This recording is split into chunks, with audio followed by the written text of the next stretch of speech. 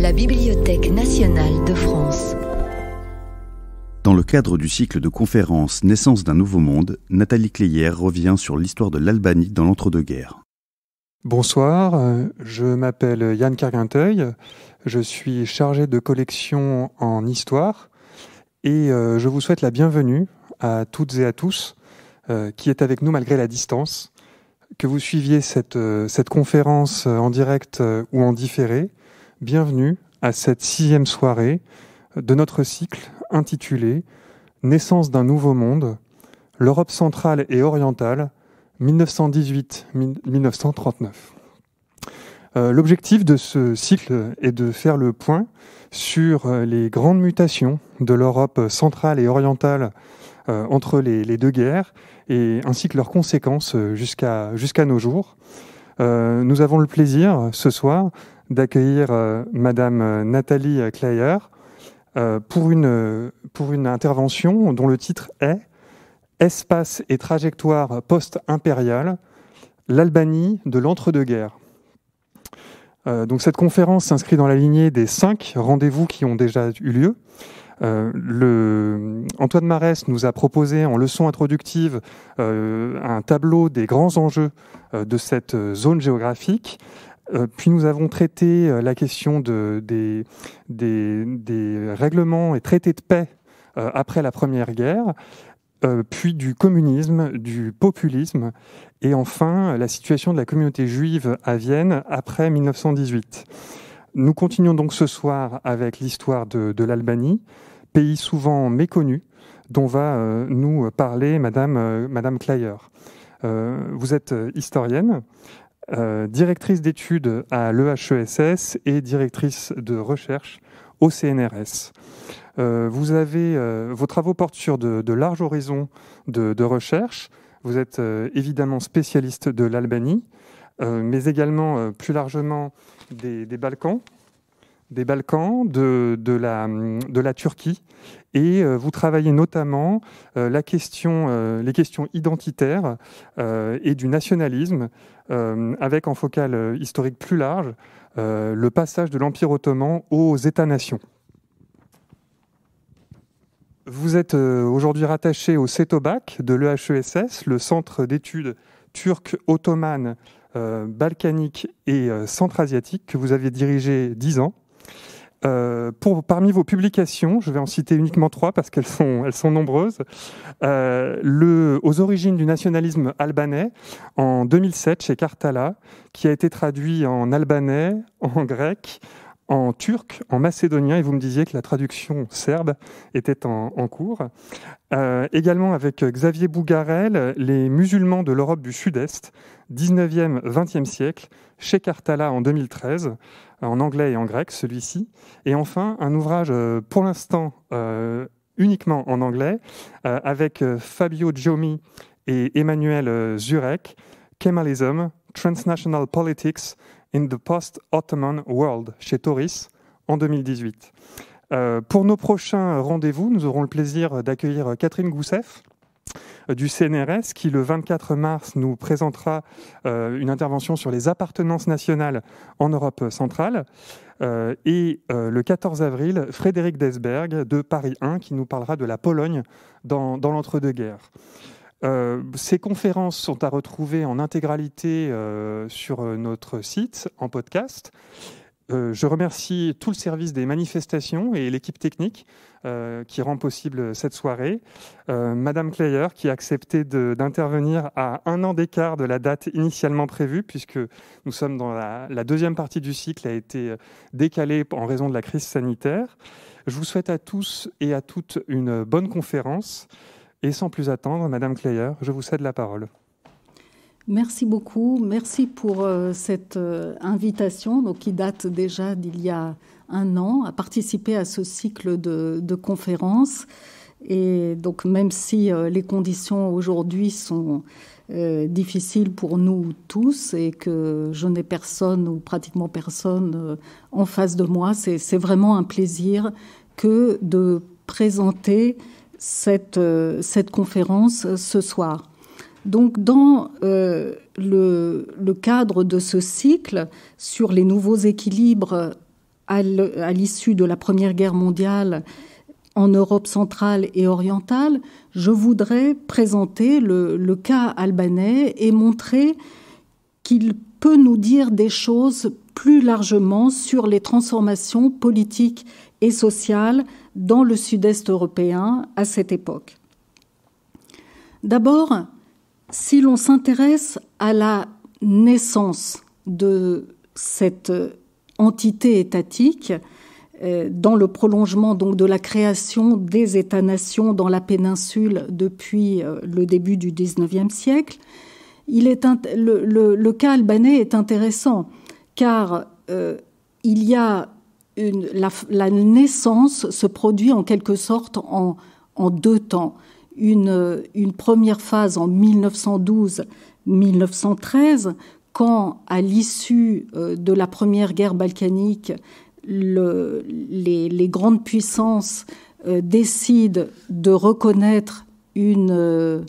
alors là, je ne sais pas si vous verrez la souris ici. Je vous montre donc ce territoire qui est reconnu comme une principauté indépendante sous la garantie des grandes puissances.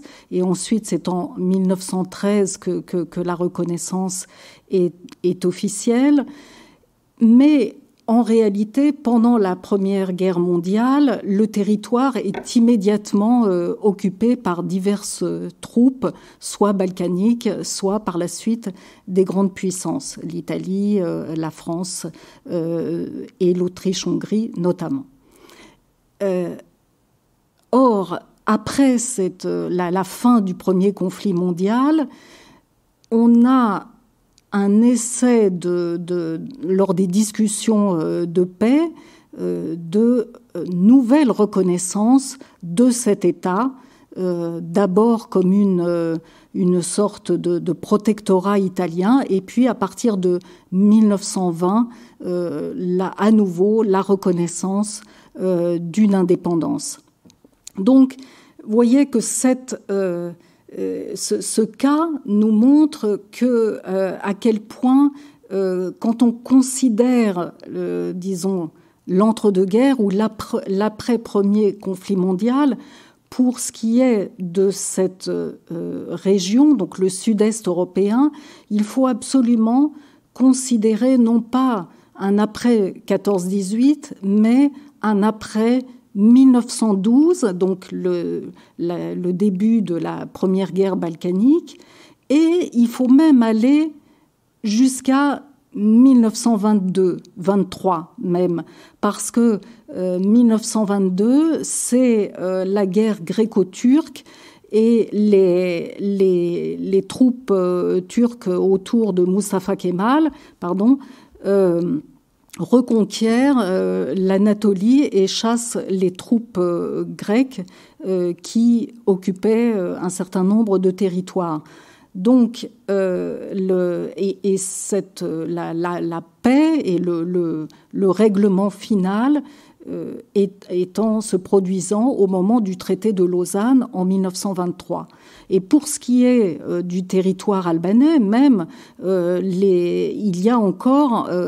en 1925, par exemple, des pourparlers entre le gouvernement albanais et le gouvernement grec pour la reconnaissance définitive des frontières. Donc des frontières qui restent d'une certaine façon contestées. Donc le nouvel ordre, ce n'est pas le nouvel ordre, disons, de l'après 14-18, c'est le nouvel ordre de l'après 1912, 1922, voire 23. Donc, le temps, vous voyez que le temps à prendre en compte est assez différent. L'espace, quel est l'espace que nous devons prendre en compte pour donc considérer la naissance puis la renaissance de cette entité étatique qui se trouve sur cette frange occidentale de la péninsule balkanique. Alors, on pourrait penser, où souvent on présente cette formation étatique comme le résultat de processus sociaux et politiques propres à ce territoire. Or, je pense qu'il faut considérer, en fait, que cette construction étatique est le résultat, en réalité, de processus qui se produisent à la croisée de plusieurs espaces. Alors, qui sont ces espaces que j'ai indiqués ici en rouge maintenant? Et donc, en espérant que vous voyez le petit curseur de la souris. Donc, on a d'abord l'espace ottoman, qui englobe, là je l'ai représenté comme l'espace ottoman de la fin du 19e, début du 20e, donc qui n'englobe alors plus qu'une partie du sud de la péninsule balkanique, mais encore l'Anatolie, les provinces arabes. Et bien, donc, il faut d'abord considérer les territoires albanais étant intégrés à cet empire ottoman depuis déjà selon les régions le 14e, 15e siècle. Donc, il est évident que ce processus de construction étatique qui a lieu à partir, disons, du début du XIXe siècle ou du milieu du XIXe siècle, il est d'abord le résultat de processus d'autonomisation de territoires balkaniques, de territoires ottomans balkaniques, qui se produisent. Il est le résultat de processus politiques, de rapports de force politiques au sein de l'Empire. Ensuite, on a un autre espace qui est très important, qui est bien sûr l'espace balkanique lui-même. Donc vous voyez qu'il va plus au sud et plus au nord, mais qui se restreint à la péninsule. Car donc, à partir du moment où d'autres États sont déjà créés dans les Balkans, comme la Grèce, la Serbie, puis les principautés roumaines, la Bulgarie, il y a des mouvements, par exemple, irrédentistes, qui visent en partie des territoires albanais ou considérés comme albanais par certains. Et donc, aussi bien l'idée de l'existence d'une nation albanaise que l'idée éventuelle d'une autonomie, voire d'une indépendance de territoire au nom donc d'une certaine albanité, se forge aussi par rapport à l'existence de ces autres entités étatiques dans la région et par rapport aux irrédentismes. Mais, ou par rapport aux politiques, plus généralement, aux politiques de ces États qui peuvent parfois, par exemple, au XIXe siècle, en Grèce, il y a aussi une idée de créer un royaume bicéphale, gréco-albanais. Et donc, certains Albanais y adhèrent, etc. Donc, voilà, là, on est dans cet espace sociopolitique balkanique qui travaille donc les sociétés de ces régions. Mais un autre espace extrêmement important qui va être déterminant aussi dans la création d'une entité étatique albanaise, c'est l'espace adriatique que j'ai représenté ici, en espérant encore une fois que vous pouvez percevoir la souris. Donc, l'espace adriatique est très important. Pourquoi ? Dans la création d'une entité étatique albanaise. Il est important parce que donc c'est la question. Bon, il y a énormément d'abord. Comme vous le voyez, le territoire albanais tel qu'il est créé, c'est un territoire qui est le long des côtes adriatiques et ioniennes, pour être plus précise d'ailleurs. Et donc, il y a nécessairement depuis toujours des relations économiques avec l'autre côté de l'Adriatique, donc le sud de la péninsule italienne. Mais, et vous voyez, le détroit d'Otrante, là, est se trouve à un côté albanais et un côté italien, et donc pour contrôler la navigation et le commerce dans l'Adriatique, il faut pouvoir contrôler aussi ces côtes. Donc, il y a deux puissances, l'Autriche-Hongrie, puisqu'on parle de la fin du 19e, ou alors l'Autriche avant les années 1860, puis l'Autriche-Hongrie, et l'Italie qui cherche à contrôler l'Adriatique et pour ça à contrôler des territoires qui sont les territoires albanais. J'ai perdu ma souris, voilà. Donc, vous voyez, donc un des enjeux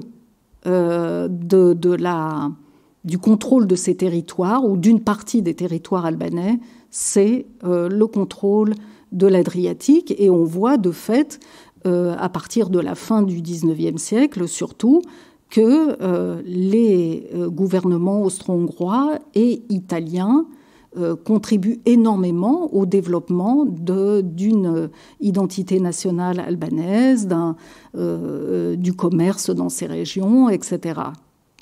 Et en 1912-1913, justement, ce sont parmi les grandes puissances, l'Italie et l'Autriche-Hongrie, qui poussent à la reconnaissance d'une principauté qui, en fait, doit d'abord aussi bloquer l'accès de l'Adriatique à la Serbie. Donc, la création, vous voyez, d'une autonomie, voire d'une indépendance de ce territoire dépend énormément de cet espace adriatique. Il y a également, il ne faut pas oublier l'espace européen, que j'ai représenté ici, car plus largement, et d'ailleurs là en 1913, les autres grandes puissances aussi interviennent dans ces questions, comme la France, l'Angleterre, la Russie, et il y a d'autres éléments aussi plus culturels, par exemple le fait que le français soit la langue internationale à l'époque et que la culture française donc soit aussi la culture dans laquelle des élites qui sont aussi des élites ottomanes, mais donc sont également formées comme les autres élites ottomanes, donc fait que ces régions appartiennent aussi à un espace européen. Et puis il ne faut pas oublier un espace qui commence à devenir important au tout début du XXe siècle, qui est un espace transatlantique. Alors qu'on ne peut pas représenter ici sur cette carte, mais pourquoi ? Parce que déjà, à partir de, disons, 1900, beaucoup d'abord de chrétiens orthodoxes, puis aussi de musulmans, ça surtout pendant la Première Guerre mondiale, et de catholiques, émigrent aux États-Unis pour trouver du travail, pour fuir le conflit mondial. Et puis ensuite, l'inscription dans l'espace transatlantique est liée aussi au poids des États-Unis, du président Wilson dans le règlement de la Première Guerre mondiale. Et d'ailleurs, petite anecdote, au début des années 1920, Donc d'une part, sur la scène politique albanaise, et puis dans le premier parlement, il y aura des représentants d'ailleurs de la diaspora albanaise aux États-Unis, officiellement.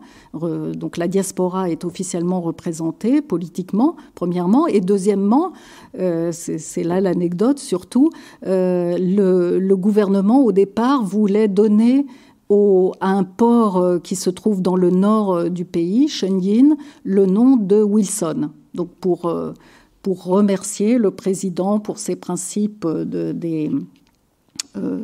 des territoires au peuple, etc., et donc qui aurait permis l'indépendance de l'Albanie. Donc, voyez que la création de cette entité étatique est, à mon avis, à considérer donc à la croisée de ces espaces multiples. Alors, j'en viens maintenant à la période des années 20 et 30. Donc, souvent, quand on parle de l'Albanie de l'entre-deux-guerres, avec tout le problème qu'il y a à parler d'entre-deux-guerres, puisque c'est un peu téléologique, puisque ça suppose qu'on sait déjà qu'il y aura le second conflit mondial. Enfin bon, disons, par souci de simplification, utilisons ce soir le terme si l'on veut.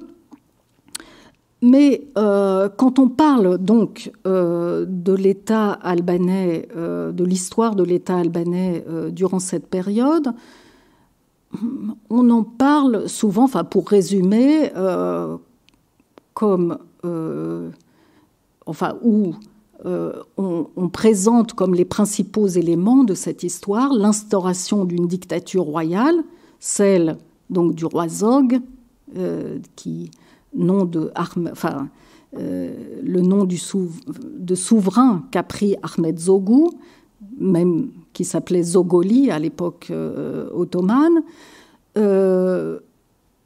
ou bien, et on parle aussi de l'État albanais à travers la question de son devenir en tant que semi-colonie italienne, donc pour mettre en avant cette emprise de plus en plus grande de l'Italie, qui donc avait dû renoncer au début des années 20 au protectorat qu'elle aurait voulu avoir sur le pays, mais avec les problèmes internes même de l'Italie au moment de la montée au tout début de l'arrivée au pouvoir de Mussolini. Donc, par la suite, dans les années 20, effectivement, des accords sont noués entre les deux pays, et cette emprise, surtout économique et financière, va être de plus en plus importante.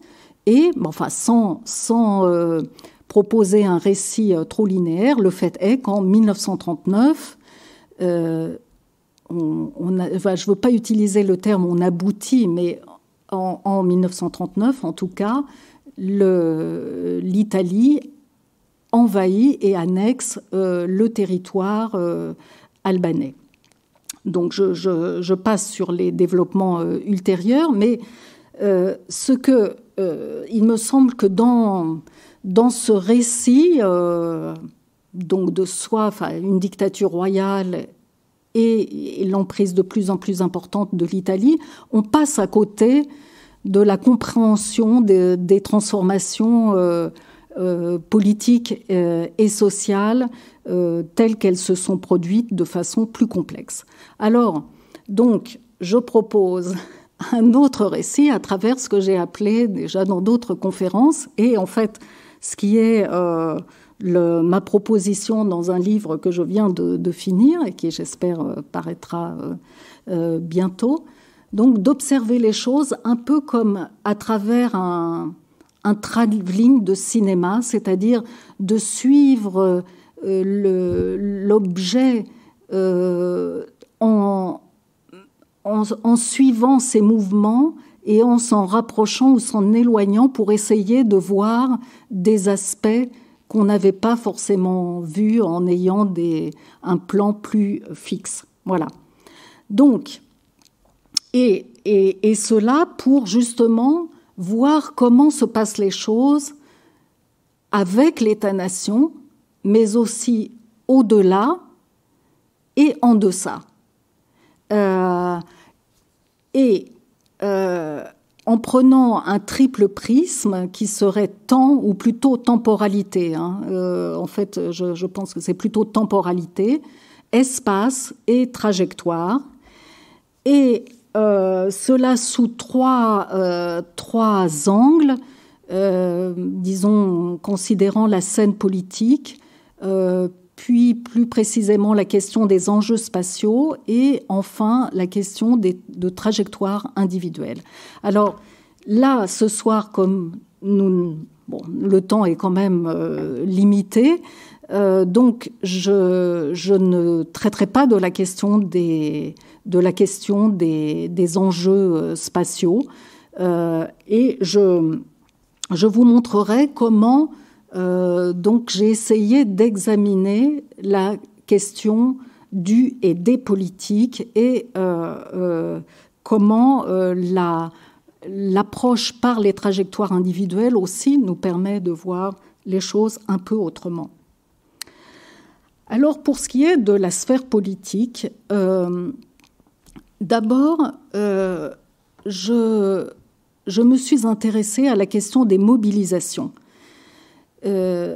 Et en particulier, j'ai remarqué que surtout au début, donc après il y a une dictature, donc de toute façon il n'y a pas réellement de partis politiques, de vrais partis politiques qui sont créés en Albanie pendant cette période.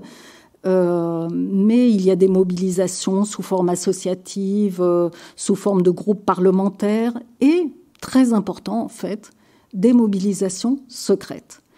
Et là, en fait, il s'agit d'une matrice, enfin de l'utilisation d'une matrice qui s'est forgée dans les dernières années de l'époque ottomane autour de la question macédonienne. Donc dans l'Empire ottoman, mais dans la partie balkanique.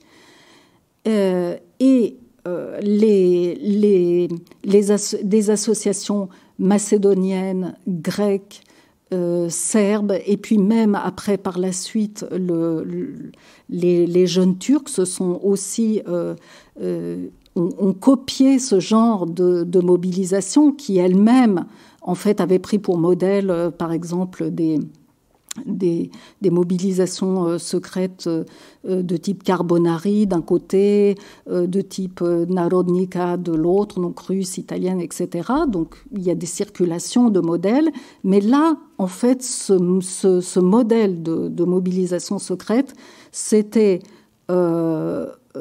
vraiment les acteurs balkaniques au sens large, ottomans balkaniques s'en étaient emparés pour donc la question de régler la question macédonienne et puis par la suite dans le jeu politique ottoman. Et c'est à ce moment-là d'ailleurs aussi que des Albanais, ou plutôt des albanistes, c'est-à-dire des Ottomans qui cherchaient à utiliser en tout cas l'idée de l'existence d'une nation albanaise, avaient aussi commencé à créer des organisations albanistes. Or, c'est ces gens-là, les gens de la génération 1880, donc des gens nés autour de 1880, donc vous voyez ça veut dire qui ont 28 ans en 1908, au moment de la révolution jeune turque, ont 32 ans au moment de la déclaration de l'indépendance albanaise en novembre 1912, et qui, donc en 1920, ont 40 ans. Si je ne me trompe pas, oui, c'est ça. Donc, ce sont ces gens-là, enfin certains de ces gens-là qui, forts de cette expérience qui leur a servi déjà à la fin de l'époque ottomane, en fait, créent au moins une organisation secrète, le Krau Kombetar, c'est-à-dire le bras national, qui est central dans le jeu politique tel qu'il se développe en Albanie dans les années 1920-1925, donc au moment de la recréation de l'État et de des luttes pour le pouvoir. Or, c'est ces gens-là qui choisissent Ahmet Zogu comme quelqu'un qui n'est pas, il appartient pas tout à fait il n'a pas tout à fait leur profil. Il est d'ailleurs plus jeune, mais lui, il dispose comme il est le fils d'un chef local, il dispose d'une capacité de mobilisation d'hommes en armes, etc. Donc c'est une espèce de... Et lui, Zog, est suffisamment intelligent pour s'associer à ces... à ces jeunes, enfin plus si jeunes que ça, albanistes, qui veulent contrôler le pouvoir et donc qui passent des marges. Ils étaient dans les marges à l'époque ottomane et ils passent au cœur du pouvoir, se sentant investis donc comme au début du siècle d'une mission. Et en fait, donc, cette matrice, ce modèle de mobilisation secrète, on le retrouve ailleurs, on le retrouve et avec la même génération, on le retrouve avec un groupe qui s'appelle Bessa, le pacte, et qui va être proche de Zog pendant les années 20 et 30, et être semi, parfois quand je dis secrète, parfois c'est semi-secret parce qu'il peut y avoir ils peuvent avoir un journal, mais enfin bon. Donc, je vais peut-être passer. Le Bali Komtar, c'est une autre organisation qui est forgée pendant la Seconde Guerre mondiale et qui reproduit également ce modèle, et parce que ses chefs font partie de ce groupe social. Et puis arrivent des nouvelles générations, la génération 1895-1900, qui a des contacts et qui peut reprendre un peu ce modèle, mais avec par exemple l'association Bashkimi, l'Union. Donc c'est plus Union et Progrès comme les Jeunes Turcs, c'est seulement Union, mais qui elle est influencée, alors on a dit par les communistes, en fait c'est aussi par le modèle fasciste, donc on a une évolution. Mais voyez, en s'intéressant au type de mobilisation, par exemple, donc on voit à quel point ce qui s'est passé à la fin de l'époque ottomane, donc on est dans cet espace post-ottoman, si vous voulez. Voilà, donc ça, je l'ai déjà dit. Je prends maintenant un autre exemple. Donc, on n'est plus dans les mobilisations, mais dans les, je dirais, les politiques publiques. Alors, donc ce sont des exemples. Ce que je présente n'est absolument pas exhaustif, mais à travers ces exemples, il s'agit donc de montrer plutôt des processus, des mécanismes. Assez tôt, donc déjà vers 1922, quand la situation, les luttes de pouvoir commencent un peu à se stabiliser, donc Zog est devenu Premier ministre, il a maté certaines révoltes, etc.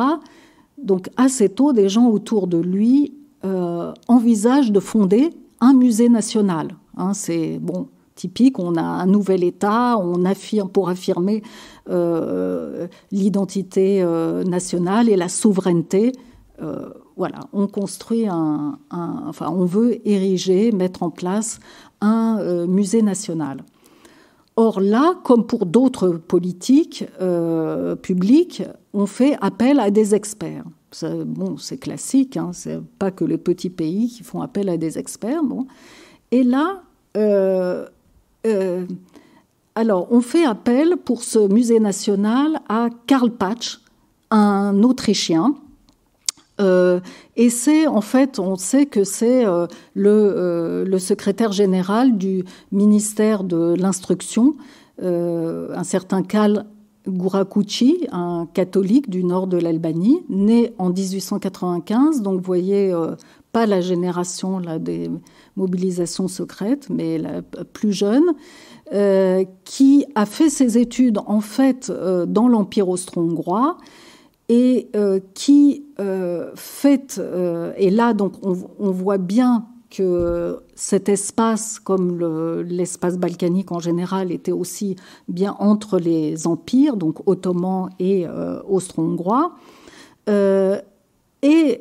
Donc, il fait appel à son expertise archéologique et muséale. Karl Patsch est quelqu'un qui a fait des prospections archéologiques à l'époque ottomane. Il a par exemple publié en 1904 un livre important qui s'appelle Le Sandjak de Berat, donc la province de Berat en Albanie centrale. Et bon, il a aussi, pendant l'occupation austro-hongroise, avec d'autres archéologues, il a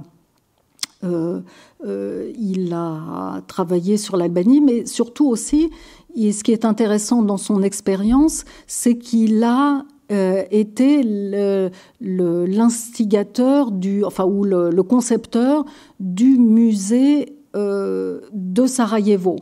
Donc la Bosnie-Herzégovine étant à partir de 1878 partie intégrante de l'Empire, étant occupée par l'Empire austro-hongrois. Donc les Austro-hongrois avaient là développé aussi un certain nombre de choses, donc y compris l'édification d'un musée, le Landesmuseum. Et donc là, d'ailleurs, donc on peut dire que l'appel fait à Karl Patsch résulte de ces réseaux impériaux austro-hongrois qui, je vous ai dit, avaient beaucoup concouru à développer l'albanisme à la fin du 19e, début du 20e siècle. Donc, et le fait que Karl Gourakoussi ait étudié dans l'Empire austro-hongrois était un résultat de cela. Donc, ce qui est intéressant, c'est que donc, si le fait qu'il soit sollicité pour ce nouveau musée national résulte donc du post-impérial, il développe au départ quelque chose, pas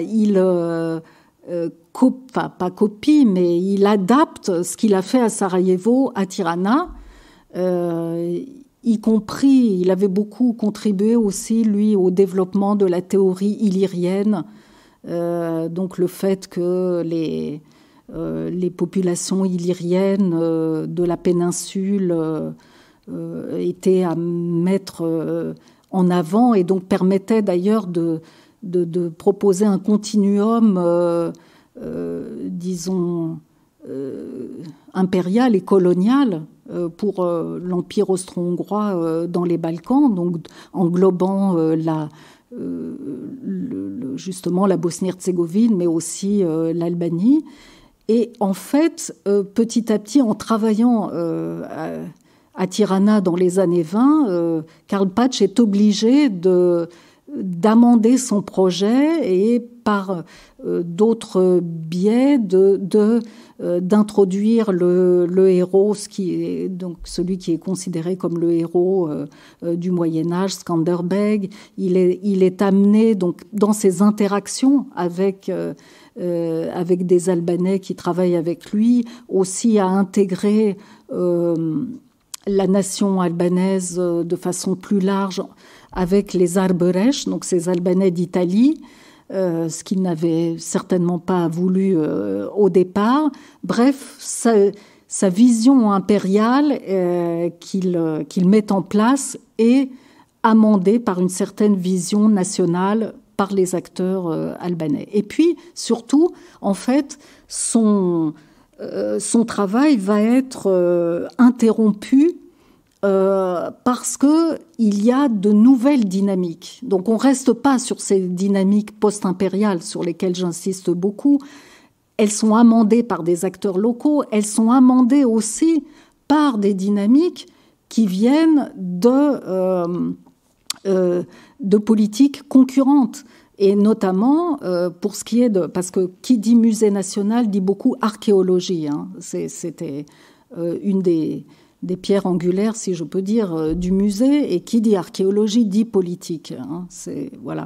Et la France est très présente, et l'Italie de plus en plus aussi, et agit beaucoup à travers l'archéologie.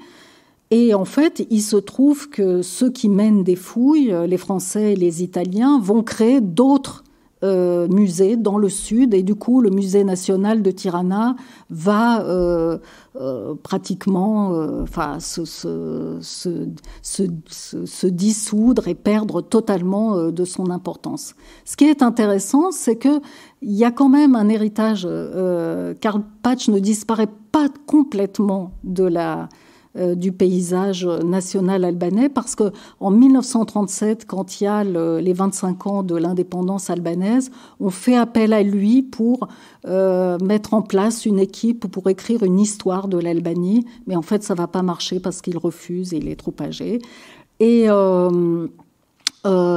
par contre, il y a un héritage, Karl Patsch, qui pratiquement jusqu'à aujourd'hui, je dirais, parce que il a formé des archéologues qui ont joué un rôle très important dans l'entre-deux-guerres, et même par la suite à l'époque communiste. Enfin, il y a même une sorte de dynastie, enfin de père en fils d'archéologues qui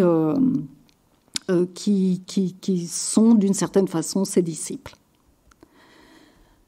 Le code, un autre exemple de politique publique, le code civil. Le code civil, donc, pour créer un État-nation, il était très important d'adopter un code civil, et c'est ce qui se fait en Albanie dans les années 1926-1929. Alors là, et peut-être il faut que je sois plus rapide. Ce qui est intéressant, c'est que au départ, on a demandé, enfin le gouvernement albanais demandait aux spécialistes, c'est-à-dire aux juristes, leur avis, quel code il fallait adopter, transformer, comment procéder. Et là, la réponse majoritaire était d'adopter le code civil suisse, qui était en fait le code civil turc, parce que la Turquie de Mustafa Kemal venait, en 1926, d'adopter le code civil turc, en fait, suisse, en fait, de l'adapter. Donc pas de l'adopter tel quel, mais bon, on disait que c'était... Donc, comme la plupart des juristes avaient étudié à Istanbul, maîtrisaient l'ottoman, le turc, pour eux, il était naturel d'adopter un code qui était à la fois un code d'Europe occidentale, puisque l'idée était là aussi de s'occidentaliser, entre guillemets, mais auquel il pouvait avoir accès, soit d'ailleurs par le français, quand il le maîtrisait, voire l'allemand, mais aussi par le turc, notamment pour tout ce qui était des procédures. En réalité, ça s'est passé de façon plus complexe parce que politiquement, certains, donc dans le champ politique et plus dans le champ des spécialistes, dans le champ politique, probablement à cause du rapprochement avec l'Italie, en fait, on a décidé d'adopter plutôt le code français, en fait, en réalité une adaptation, parce que c'était pratiquement le code italien. Et parce que la jeune génération, en pensant aussi là, la question des générations est très importante, en pensant aussi au fait que les jeunes générations désormais apprenaient, étaient formés non plus en turc et en ottoman, mais en français ou en italien ou en allemand. Et donc, même si dans une troisième phase, finalement, au moment où, en 1929, quand le code est adopté, ce qu'il ressort, c'est que le code est le résultat de la volonté de Zog. Enfin, et donc là, on est plutôt dans un processus de légitimation politique, enfin du pouvoir politique. Et là, ce qui est intéressant, c'est qu'on revient à la Turquie, puisque cette fabrication du zogisme se fait beaucoup par mimétisme par rapport à l'affirmation du kémalisme en Turquie. Un dernier élément en ce qui concerne les politiques publiques qui est important, c'est la question de la religion et de l'école. En fait, là, je voudrais dire que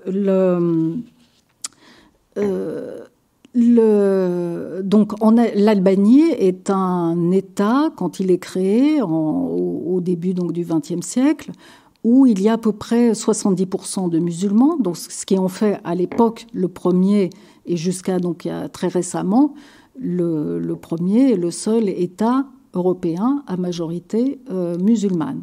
Donc avec 20% à peu près de chrétiens orthodoxes et 10% de chrétiens catholiques. Bon.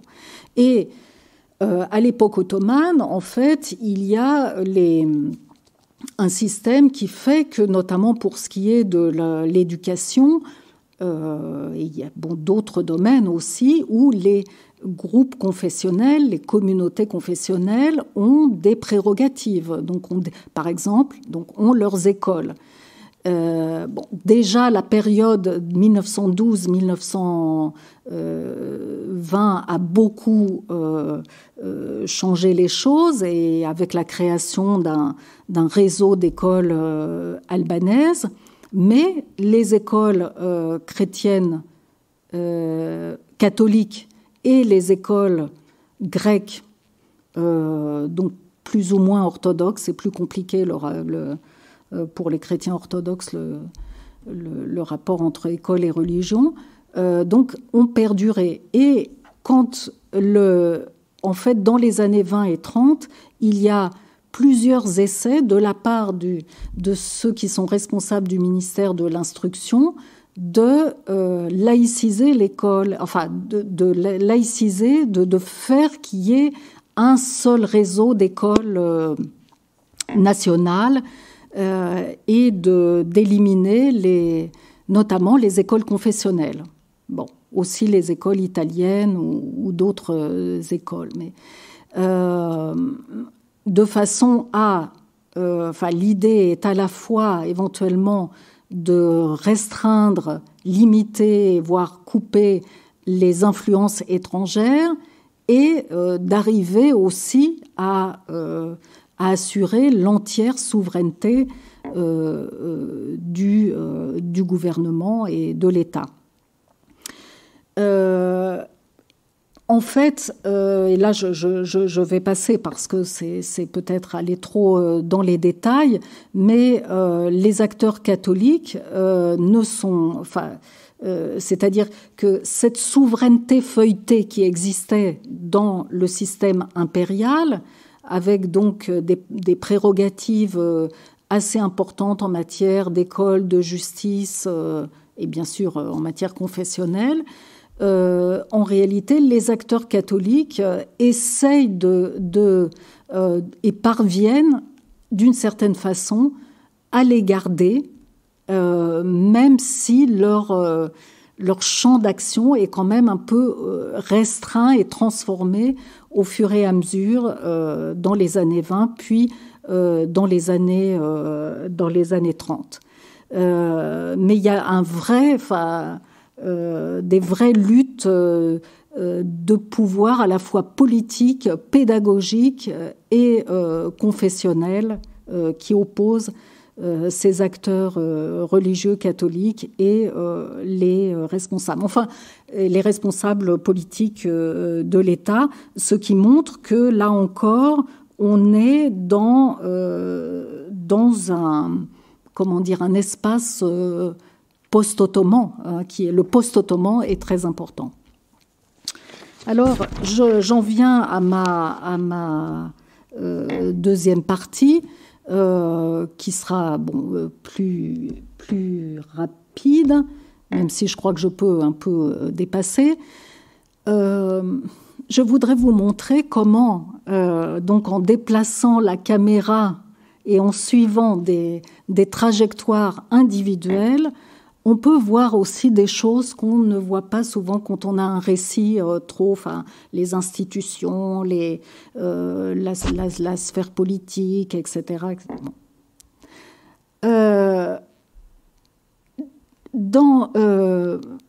Par exemple, on parle souvent, quand on parle de la dictature de Zog, l'instauration de sa dictature, de sa politique de réforme menée à partir de 1928 et au début des années 30, réforme justement, laïcisation, le code civil, etc. Enfin, des choses dont je viens de vous parler. Des réformes qui auraient plus ou moins réussi. Et donc, on voit cette modernisation qui viendrait de ces réformes menées par le pouvoir. Or, quand on regarde bien,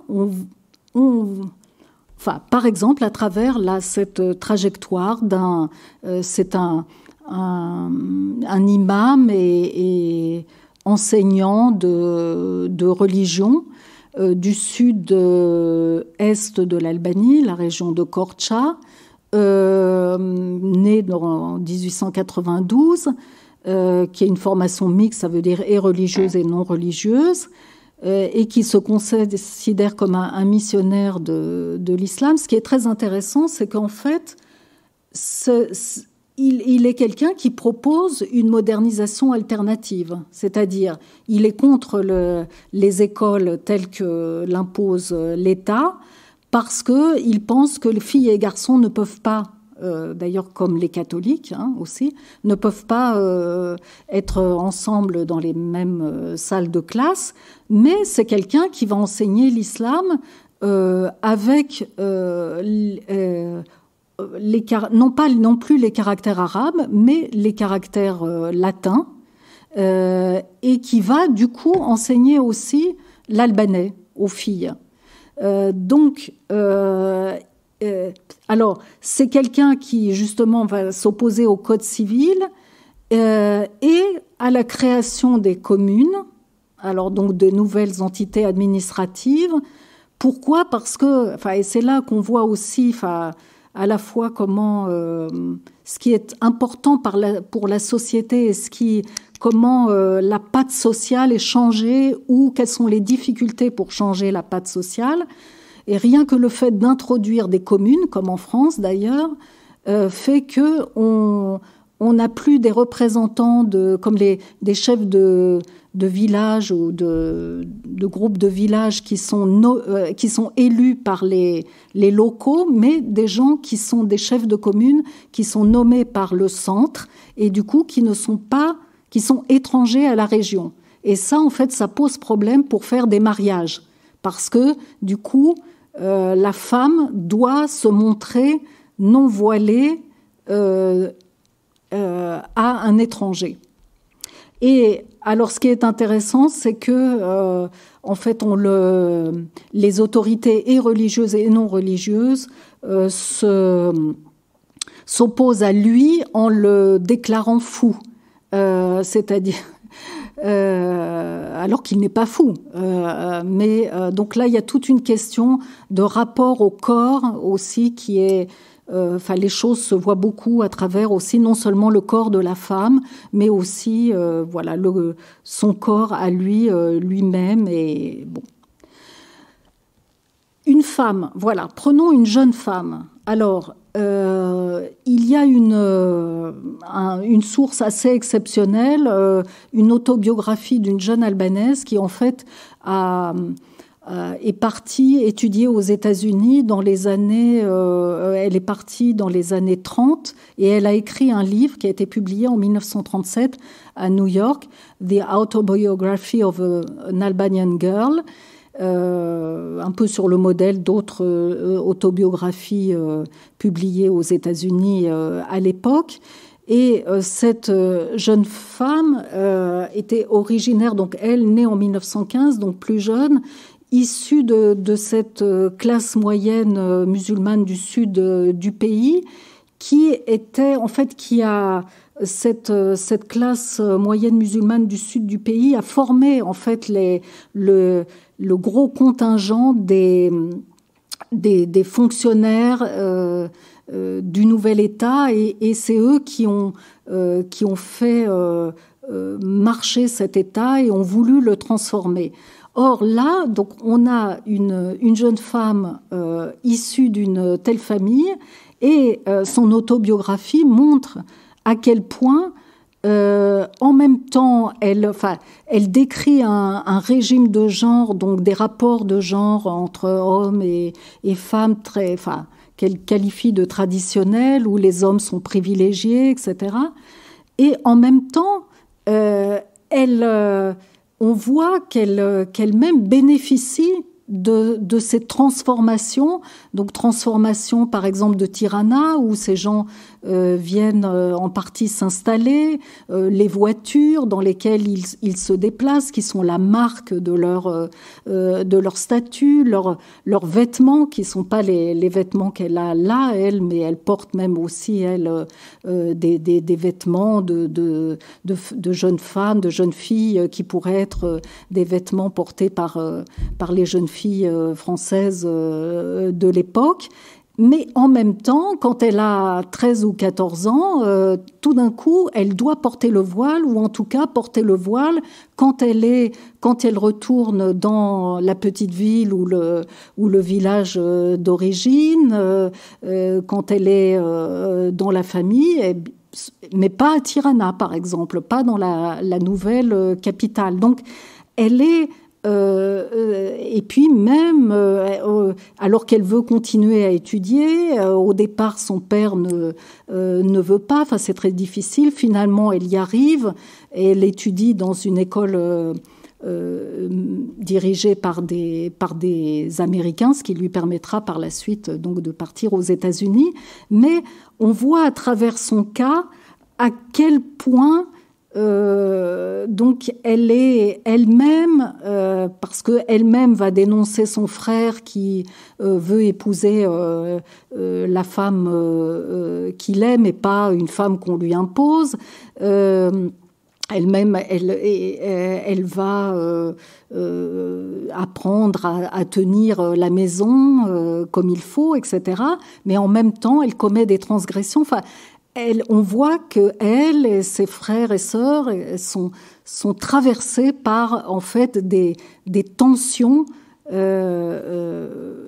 Donc, ils sont, enfin, acteurs de cette modernisation et en même temps, oui, traversés par les tensions qu'elle produit dans la société. Bon, il y aurait des questions aussi à développer sur là plus sur l'économie. Je pense que c'est important, évidemment, de se pencher sur les questions économiques qui nous permettent aussi de voir tous les rapports complexes entre le public et le privé. Et comment donc la souveraineté même et le pouvoir est construit parfois dans ces rapports très complexes entre le privé et le public. Notamment la question, et ça peut faire écho aujourd'hui avec d'autres questions relatives à l'environnement, etc. Mais la question ou au pétrole, mais enfin, bon, la question de la forêt, par exemple, des forêts. Donc l'Albanie est un pays de plaines le long de la mer, mais ensuite c'est beaucoup des montagnes et il y a des régions très très forestières. Et comme dans le reste de l'Empire ottoman, à partir, disons, du milieu du XIXe siècle, il y a des entrepreneurs européens qui se sont, et ottomans, qui se sont rués vers l'exploitation des ressources diverses, dont la forêt, qui a impliqué aussi le développement de voies de chemin de fer. Donc, du coup, qui dit développement de voies de communication dit aussi toutes ces questions de pénétration, non seulement économique, mais aussi politique, et donc des questions de souveraineté. On sait bien que la question du développement des chemins de fer était très importante dans l'Empire ottoman.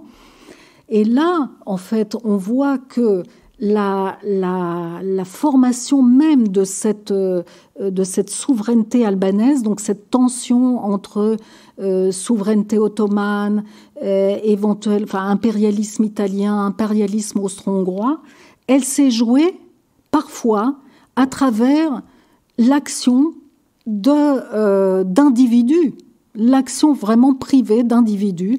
Donc, par exemple, je suis tombée sur un certain Giacomo Vismara, qui était donc un entrepreneur de Milan, si je ne me trompe pas, qui avait tout un réseau d'avocats, de députés, etc., et qui avait fini aussi par avoir dans ces réseaux des gens donc y compris le ministre des Affaires étrangères San Giuliano, qui a été ministre entre 1910 et 1914, et qui s'est énormément appuyé sur ce Giacomo Vismara et ses affaires de forêt pour développer l'influence italienne face aux Austro-Hongrois. Donc ça, on est retourné un peu avant la création de l'Italie, mais c'est vraiment quelqu'un qui aussi, pendant cette période charnière entre 1912 et 1920, a joué un rôle très important.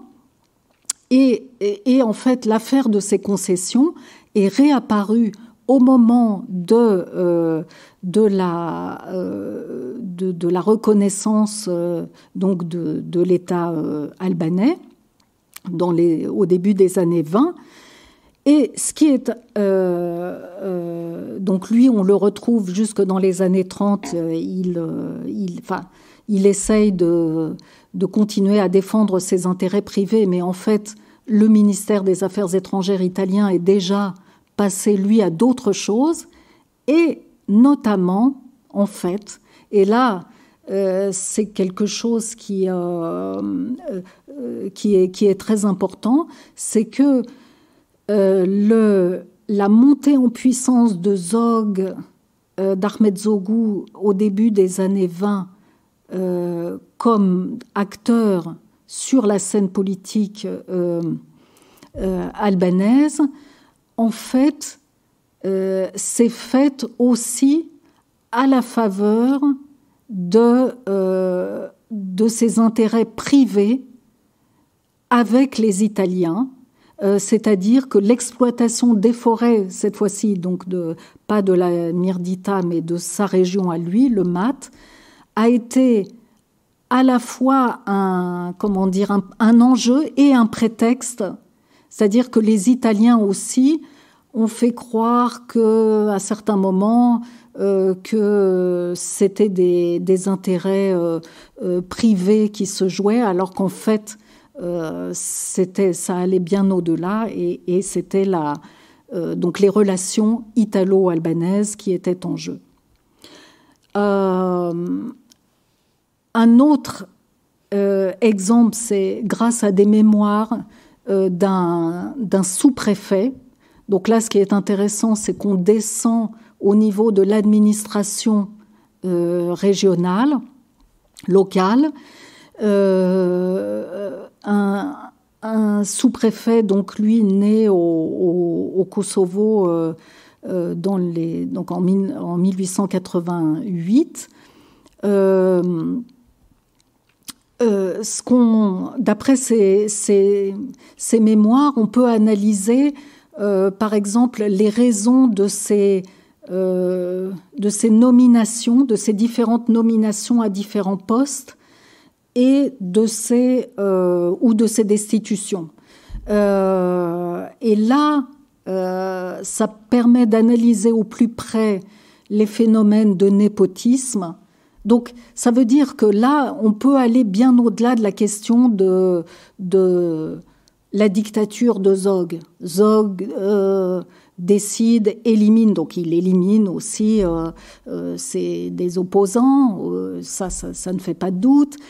Il est aussi au centre des choses, mais on voit que les choses sont plus complexes parce que lui-même, Tafil Boletini, a ses réseaux, par exemple les réseaux kosovars, donc des gens originaires du Kosovo qui sont actifs et qui vivent en Albanie.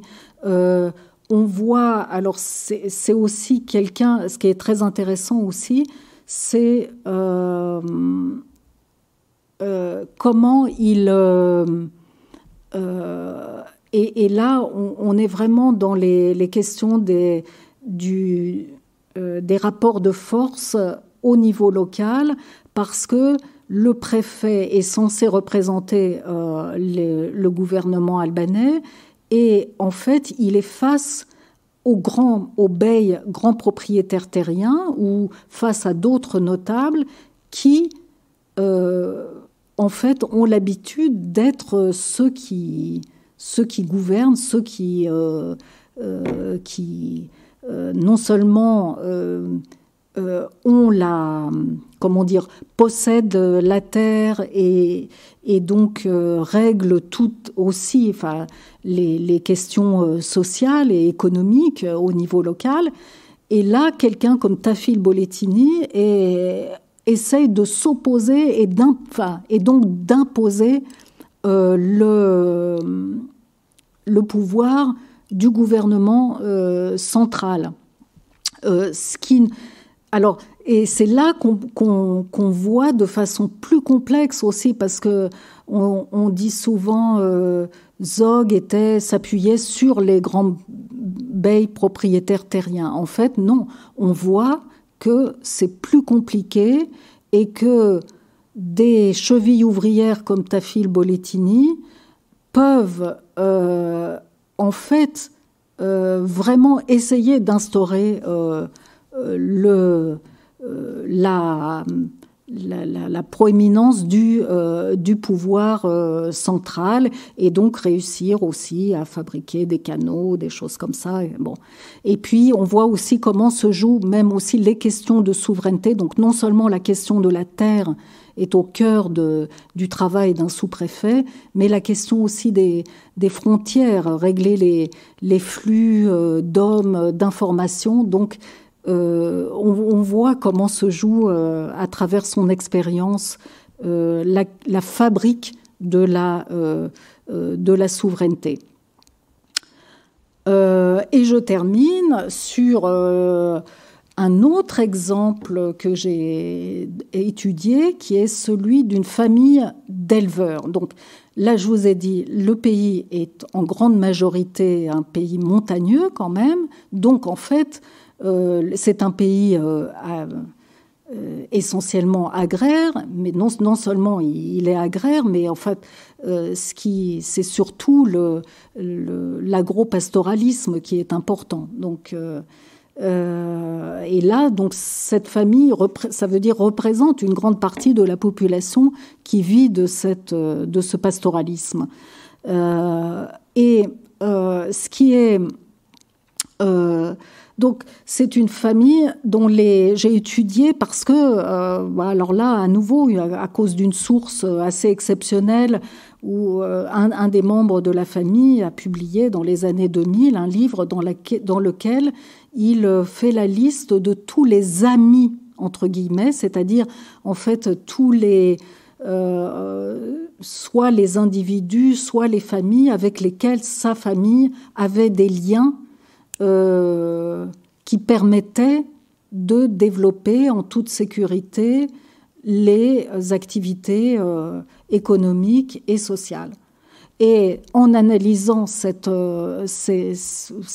ouvrage, on voit là, donc en rouge les réseaux de la famille qui, donc, voyez, comment dire, jaillissent, enfin, ont pour centre le village et se concentrent à l'époque, jusqu'à la fin de l'époque ottomane, surtout en Albanie centrale, en fait. Parce que les marchés sont, ou les pâturages divers sont dans les plaines. Alors, vers l'est, c'est plutôt pour aller vers la Macédoine ou vers Istanbul. Donc là, aller vers des marchés aux bestiaux qui se trouvent plus du côté macédonien. Bon.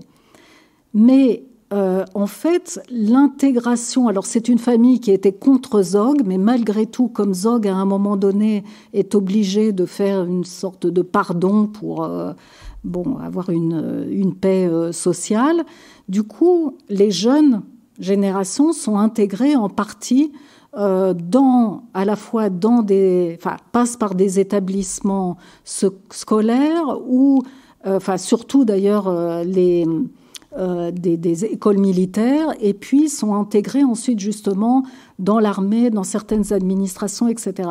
Et en fait, donc, cette intégration qui se fait un petit peu sur le mérite, mais aussi donc, en raison d'affinité ou de contre-affinité, en fait, produit, d'une certaine façon, nationalise les réseaux sociaux, et donc le réseau social de la famille.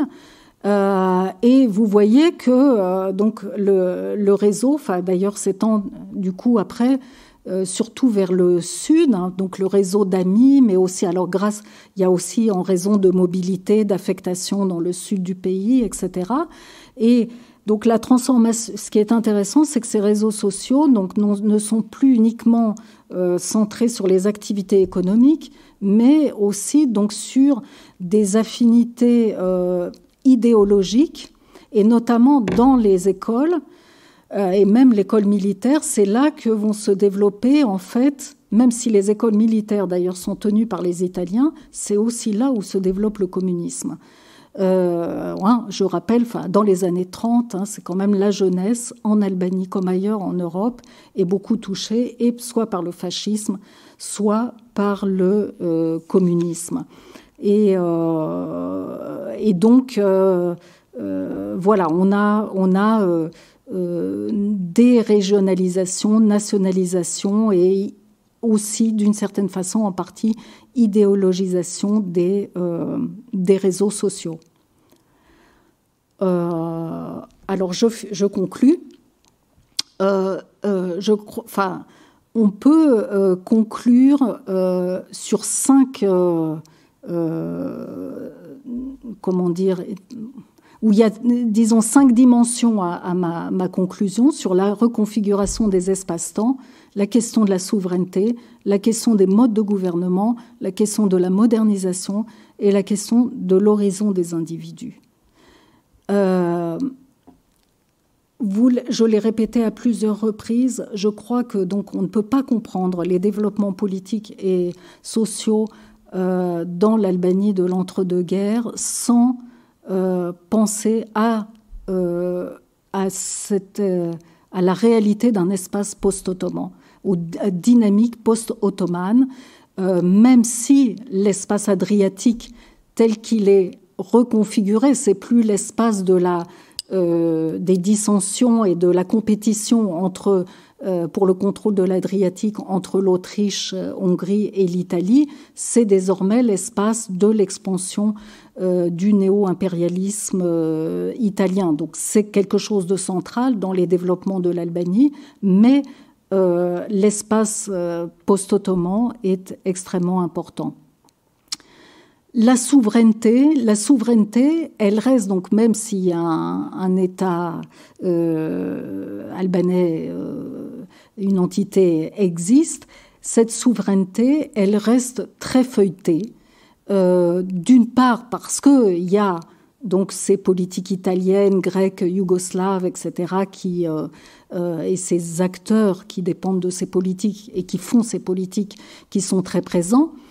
Mais là, je vous l'ai dit, les appartenances confessionnelles et régionales, que ce soit à travers donc le pouvoir que continuent à vouloir exercer les représentants, les chefs des groupes confessionnels ou les notables locaux comme les beys ou d'autres notables. Tout cela fait que la souveraineté reste très feuilletée. Les modes de gouvernement, donc on ne peut pas réduire la chose à une fabrique d'une dictature parce que donc il y a une multiplicité d'acteurs, on l'a vu, et les réseaux interpersonnels restent extrêmement forts et les intérêts privés se croisent énormément avec les intérêts publics. Les projets de modernisation, on l'a vu, sont multiples et émanent aussi de la société. Et enfin, les horizons des individus restent extrêmement multipolaires entre Nedjmiye, qui est entre le sud de l'Albanie, Tirana, une Europe un peu fantasmée, les États-Unis où elle va, l'imam qui lui a des contacts avec une société missionnaire indienne qui est présente en Europe, des musulmans d'Australie, de Yougoslavie et la Turquie, ou le préfet qui a des liens avec le Kosovo, etc. Enfin, je ne vais pas multiplier les exemples, ou ceux qui fabriquent le code civil, qui regardent du côté de la Turquie, mais aussi de la Suisse ou de l'Italie. Donc, vous voyez que les chrétiens orthodoxes qui regardent du côté de la Grèce. Donc, l'horizon est absolument pas, évolue beaucoup, mais reste absolument multipolaire au-delà donc de la fabrique de l'État-nation. Merci beaucoup. Vous venez d'écouter un podcast de la Bibliothèque nationale de France. Retrouvez les conférences, rencontres et créations de la BNF sur toutes les plateformes de podcast ainsi que sur le site bnf.fr.